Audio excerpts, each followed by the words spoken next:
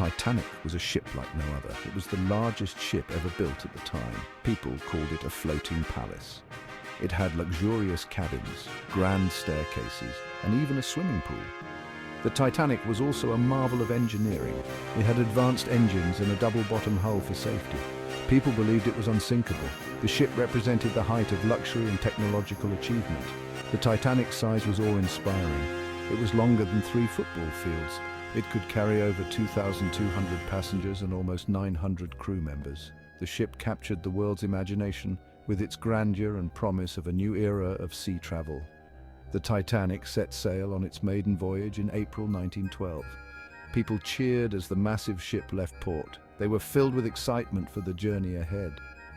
No one could have imagined the tragedy that awaited them.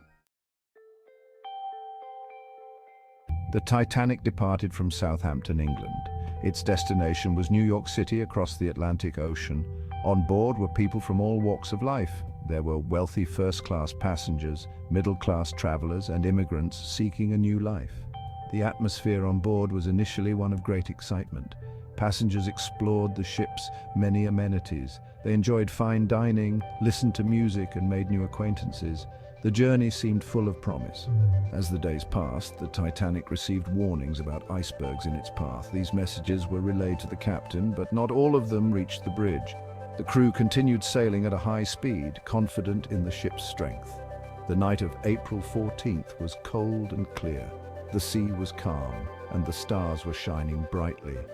Many passengers had retired to their cabins, unaware of the danger lurking ahead. The Titanic steamed towards its fate.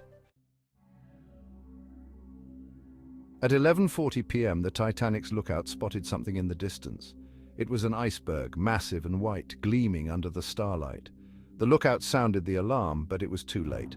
The Titanic, despite attempts to turn, grazed the iceberg along its starboard side. The impact felt like a shudder to some, while others felt nothing at all.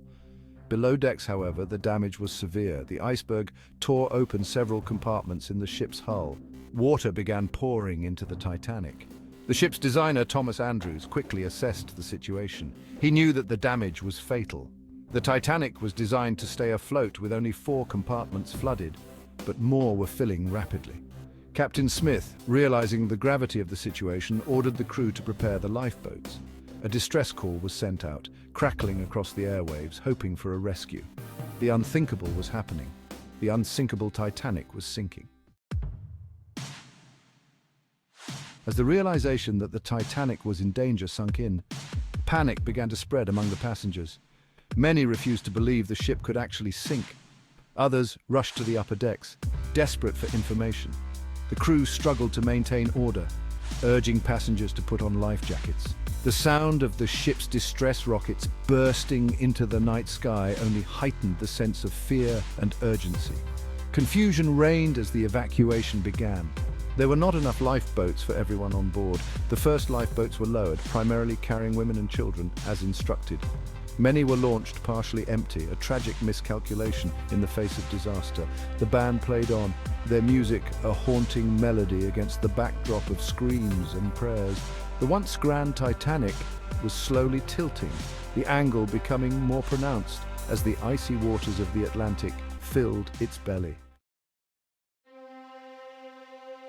The order to prioritize women and children for the lifeboats led to heartbreaking scenes.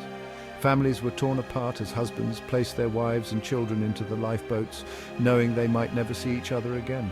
Some women refused to leave their husbands' sides. Others clung desperately to their children, praying for a miracle. The lifeboats, lowered into the dark, frigid water, offered a chance of survival, but at a terrible cost. As the Titanic sank lower, the remaining passengers and crew huddled together on deck. Some prayed, some sang hymns, and some simply stared in disbelief at the unfolding tragedy. The band continued to play their music, a source of comfort and courage in the face of death. Their selfless act of bravery has become a legendary symbol of the human spirit in the face of disaster. With a deafening roar, the Titanic split in two. The stern rose high out of the water, and then with a final groan, the ship plunged beneath the waves. The date was April 15th, 1912, just a few hours past midnight. Over 1,500 souls went down with the Titanic, their final resting place the icy depths of the Atlantic.